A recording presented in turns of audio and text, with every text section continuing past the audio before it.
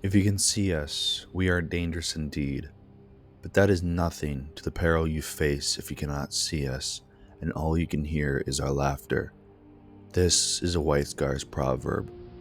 Hello, and welcome back to the Wisdom Warhammer channel, and in today's video, I will be going over the history of the White Scars Legion. I will go over their time during the Great Crusade before the Khan was found, and then I will talk about their time in the Great Crusade after the Khan was found. I will then talk about what they did during the Horus Heresy, and then I will finish up with how they were structured as a legion. Like in my previous videos, I do not own the artwork in the video, and all things Warhammer are owned by Games Workshop and Black Library. So with the intro out of the way, let's get the video started, shall we?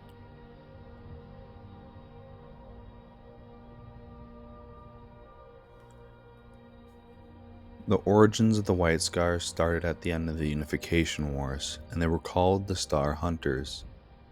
They were rarely ever in amassed armies. The reason for that was because they were the scouts of the Space Marines in the Imperial military, and were recruited from the techno-nomadic tribes of the ice wastes of the Thulian Basin. They were one of the first legions that fought alongside the older Thunder Warriors, and their main job was to scout out and find the remaining demagogue tyrant bases on Terra. When they found one, they would probe the strongholds of the enemy and find weaknesses, and due to their superhuman physiology, they were able to survive the more radioactive places of Terra. While the Star Hunters awaited the main Imperial force, they would harass the supply lines of the remaining tyrants of Terra and would use hit-and-run tactics to get the job done. Then, when the main force arrived, they would give the main force intel about the defenses of the enemy and move on to the next unknown part. They were called the Pioneer Companies and had the numbers between 500 to 30,000 Marines, but in the early years, they only numbered a couple hundred. These companies were self-sufficient and had their own cultures, and they were the outsiders of the Space Marines, and did not have kinship with the other legions. The Star Hunters' true home was the wilds, and would eventually be the void of space, and then the Emperor sent out his legions to conquer the surrounding planets. While the other legions were bringing the planets of the Sol System into the Imperium, the Star Hunters had already left the Sol System, but they were still able to communicate with the Imperium. At this point, there were hundreds of these pioneer companies, which were mini legions of their own, and they used the currents of the warp to spread fast. And like on Terra, they would begin to chart out the nearby star systems for lost human colonies / empires and map out the strongholds of Xenos empires. Eventually, one of these pioneer companies, under the command of Captain Cornelius Durn, found the mining world of Chthoniya, and here is how he described the planet. This planet is a nest of serpents coiling in the dark that we would be better off to destroy, and when Horus read this report of his adoptive homeworld, he found it humorous and would favor this captain and his company. Cornelius and his company would be requested a lot by Horus to be the pathfinders of the first found fleet, and he would recognize the importance of the pioneer companies of the 5th Legion. And from Horus giving them praise, the veterans of the 5th treated Horus with respect, which was very gained by a very few people in the Imperium.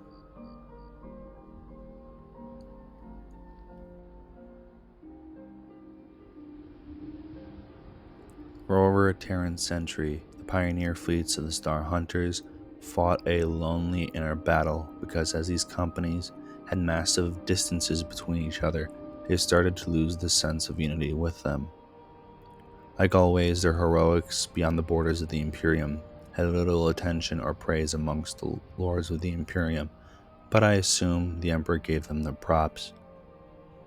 During this time of forgotten years, the Star Hunters would perfect their craft in warfare, which was mainly hit-and-run tactics and a lot of raiding. They would draw out their foe and test their defenses and tactics, always watching and learning from the many foes that they came across, it would broadcast the data to the nearest expeditionary fleet. Also, during the early days of the Star Hunters, they lived by one credo, and it said, "Each day is a victory." The reason for this credo was because they had to survive in extremely impossible odds, because they had no support a majority of the time, and each company knew this. Their mindset for these challenges was, of course, cold pragmatism and willingness to sacrifice everything in the name of victory. And as time went on, it would whittle them down slowly without a way to recoup their losses, and this would erode the 5th Legion due to their stubborn dedication to prosecuting it in their own way. From the warriors of the 5th Legion, who always had to force themselves to struggle in the shadows of the other legions, and the idea of asking for aid tasted worse than the ashes of their failures. In their way of life, it was to live and die in a manner of their own choosing, which in their mind was a better fate, and with the sudden discovery of their Primarch would change them forever. In the feudal world of Mundus Planus, or better known as Chagoris, the Primarch of the 5th Legion was found, and his name was Jagatai Khan, or known as Great Khan, or the Khan of Khans. This planet fell back technologically, and it was similar to the time of the Renaissance of the 2nd millennium of Terra, and they had just rediscovered black powder weaponry by the time the Great Crusade reached them. But these weapons for the aristocrats' armies were led by a palatine, and were located in the mountainous region of the planet, while the open plains and steppes of the planet another group of people lived. These people were tribal, and they were seen as barbarians by the more advanced people in the mountains, but these people in the tribes were hardened. Even though they had bows, arrows, and swords and traveled by horse due to the massive open land they lived on. Jagatai Khan landed near one of these tribes and learned from them, and eventually led them to conquer the entire planet, and then shortly after the conquest, the Emperor arrived. Instead of one of the pioneer fleets that found this planet, it was Horus and the Emperor and a fleet of the 16th. When the Emperor talked with the Khan, his son knew what his father meant by joining the Imperium. Either join me or die, and the Khan would join his father, but he would negotiate for certain things to happen to his planet. He told his father that his planet was not to be touched by the Imperium, and the only thing that would be was the mountain where the White Scars Fortress Monastery would be located.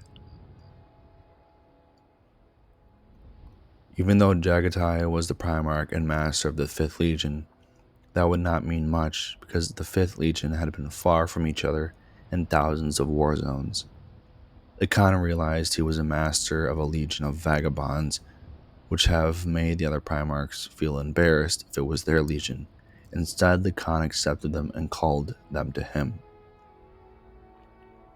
This message took years to get to the scattered legion companies of the 5th, but eventually their ships would all meet at Chagoris and would change them forever. As every legionary stood on the plains of the empty quarter, the Khan came out and spoke to his sons and beheld each of the thousands of different heraldries. He used the rituals and traditions of the Chagorian hill tribes to keep the newly reforged legion together in brotherhood, and one ritual was important.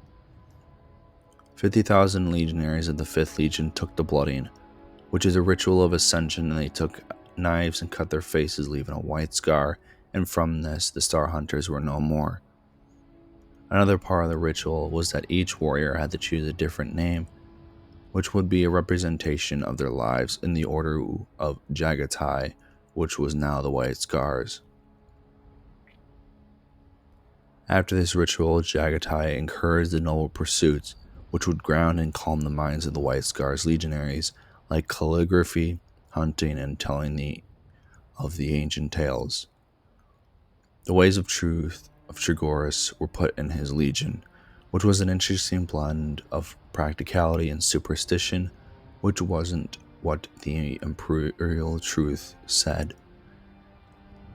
Jagatai would refuse any word that he must change his ways, which would cause conflict between him and some of his brothers, like Gilliman and Lorgar.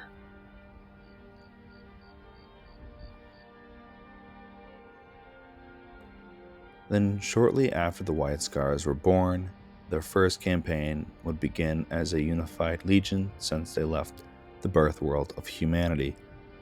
This campaign was called the Invasion of the Coralline Circle, and it was against the Orcs, and this region of space was scouted out by the Soul Hunters, who were the 103rd Pioneer Fleet.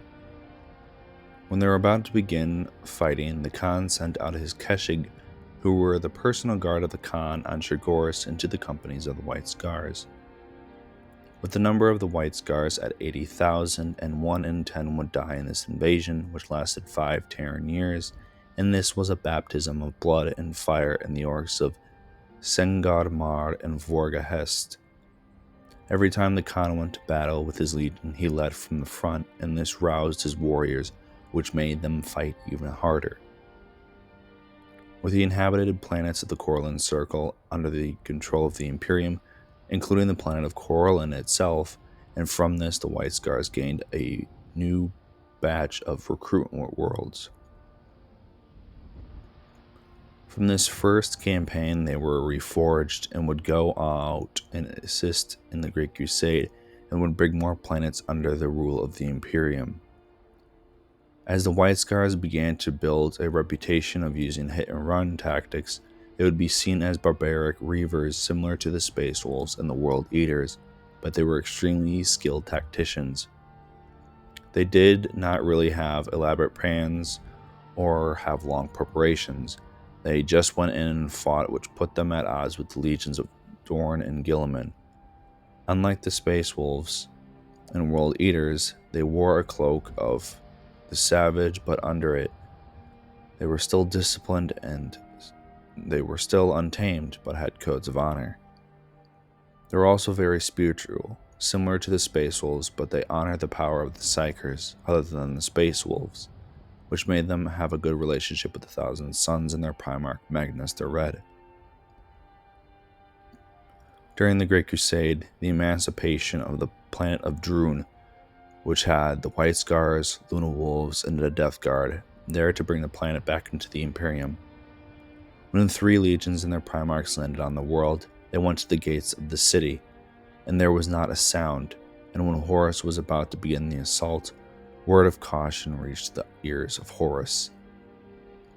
The storm seer of the White Scars, named Kulak Sen, said that the shadow hangs over this place, the shadow of domination. Only death will sever the strings. But instead, the Primarch of the Death Guard Mortarion told his brother to ignore the words of the storm seer, and Horus did. And as the 3 Primarchs walked through the city, they realized that the Imperial people were husks and knew that something was wrong. Then it showed its face. An eye of unnatural energies was forming above the city, which put the people into a frenzy, and the battle would begin with a chorus of 100,000 voices.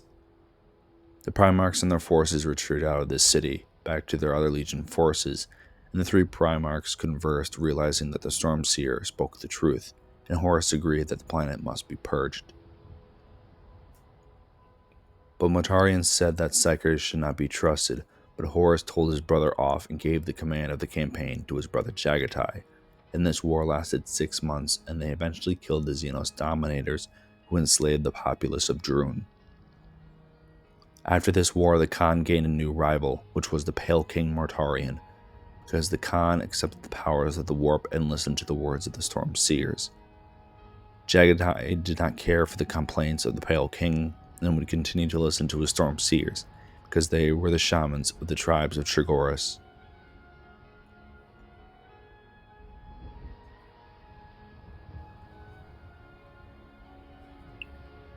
The next major battle that the White Scars and the Primarchs fought in was at Ullanor, against the Orc Wa led by the war boss called Urlak Urg.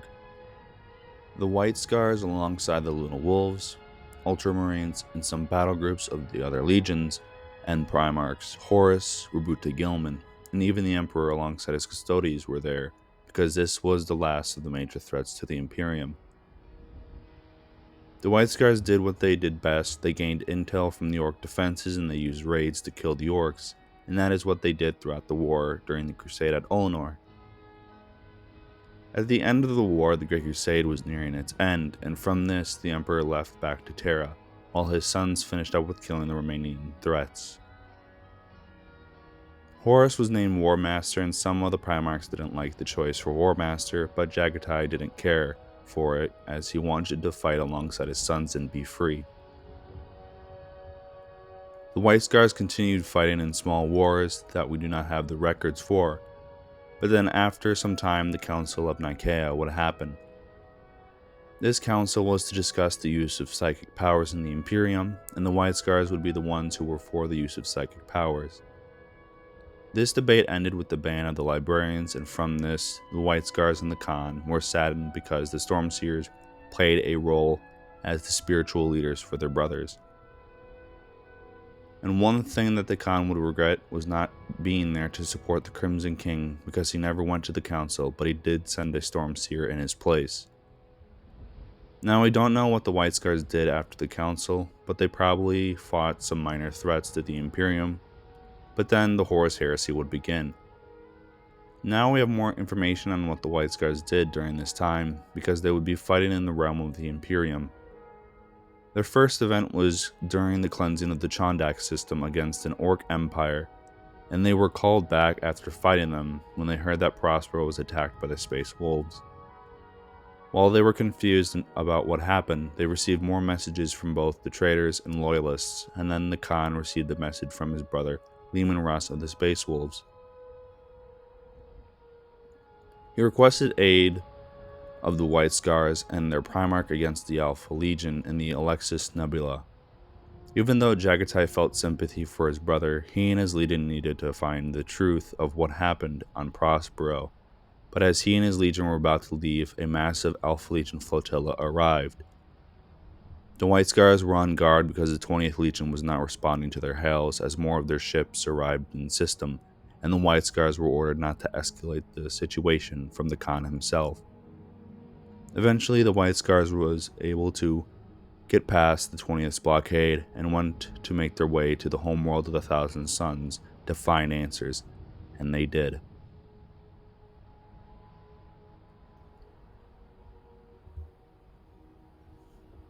The Khan and 12 of his Keshig elite landed on the ruined world of Prospero, and as he and his personal guard walked through the city, they saw the destruction and only felt the silence and the sounds of their armor and the wind.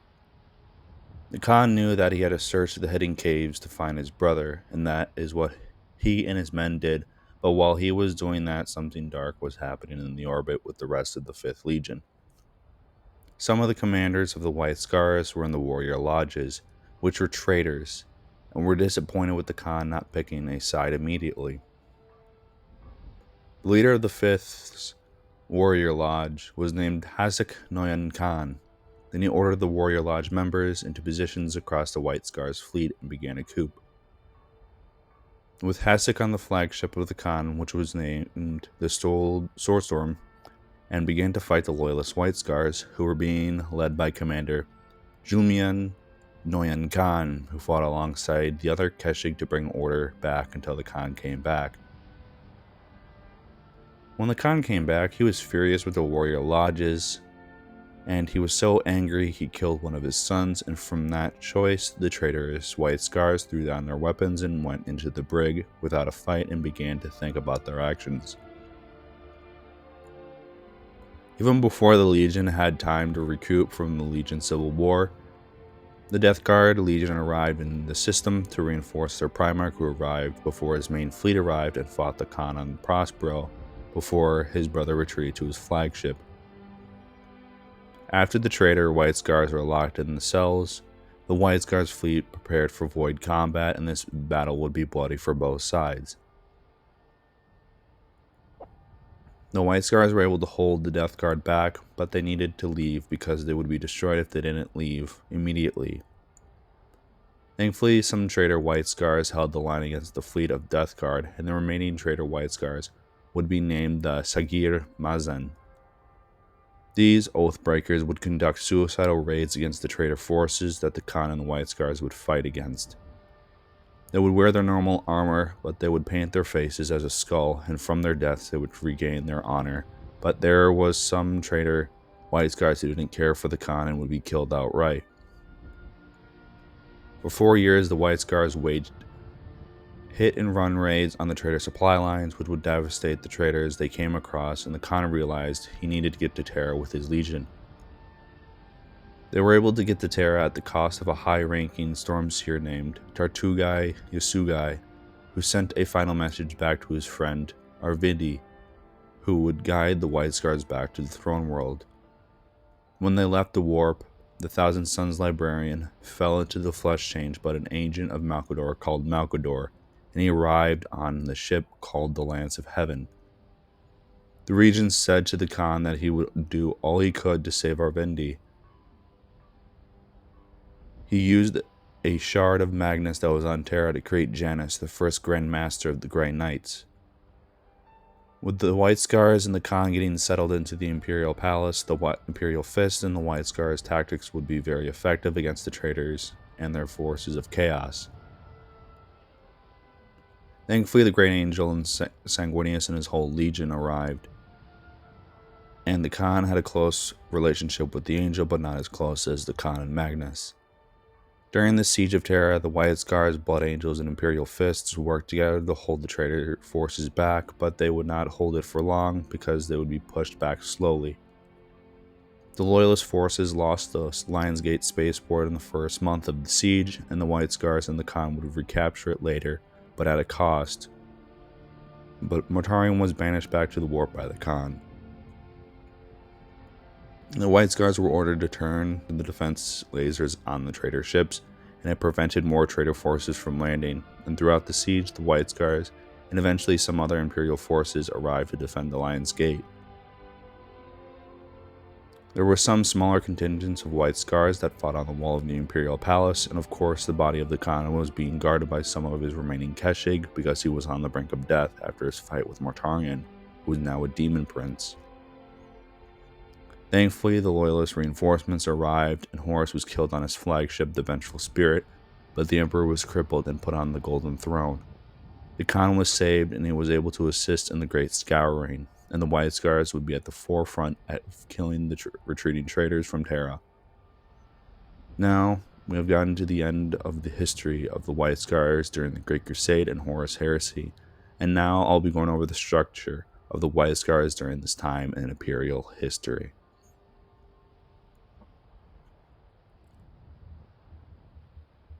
Now, starting off with the command structure of the White Scars, we have Jagatai Khan as the Primarch, and the next rank was called the Nyan Khan. Nyan Khans are the White Scars equivalent of the Lord Commander, and these leaders led the Brotherhoods, which had hordes which numbered between 5,000 to 20,000 Space Marines. These Brotherhoods were massive mechanized forces that used bikes, land speeders, jet bikes, and many other fast vehicles. The White Scars did have destroyer squads, but they were looked down upon by their brethren, and these units were called the Dark Sons of Death. The next specialized orders of the White Scars are pretty simple, and we will start with the Talon's Claw, which went through special Chagorian rites, and they served as scouts and hunters of the Legion. The next group was similar to the Talons, but these guys were the shock troops of the Hit-and-Run Legion and were called the Karashi, and when they went to war, they were temporary units. The Karashi were one of those that used White Scars dreadnoughts, and they were one of the few orders in the 5th Legion that used these machines of war. Speaking of dreadnoughts, we have the Uriya Solban, who were composed entirely of dreadnoughts, and they guarded the Gene Seed vaults of the 5th Legion when they weren't with the Karashi. After the dreadnoughts, we have the Alakanir, which were the apothecaries of the 5th Legion, and these were the only ones who were spread throughout the Legion, unlike the other orders. The Stormseers are the librarians of the Legion, and they also served as the chaplains of the Legion to this day, and had a similar role to the Wolf Priests of the Space Wolves. The Stormseers were highly revered by the Legion and extremely respected, and disrespecting one would bring shame and dishonor to a warrior. The Kava Khan were the advisors of the Brotherhood of Khans. Terra Khan were the order that captained the ships of the 5th Legion, and the Ga Khan watched over the Legion armories and were pretty much the tech marines of the White Scars. Now, we don't have much information on the structure, but that is all I could find on the structure of the White Scars Legion. And now we have gotten done going over the structure of the White Scars Legion. Now we have gotten to the end of the video on the history and structure of the White Scars Legion during the Great Crusade and Horus Heresy. I hope you guys enjoyed the video, and if you did, hit the like button and share it with someone who would like this content. If you are new and would like to see more content, hit the subscribe button and bell to be notified for when a new video comes out. I hope you guys have a good day, and I will see you in the next video, which will be on the Space Wolves Legion. This is Wisdom Warhammer, signing off.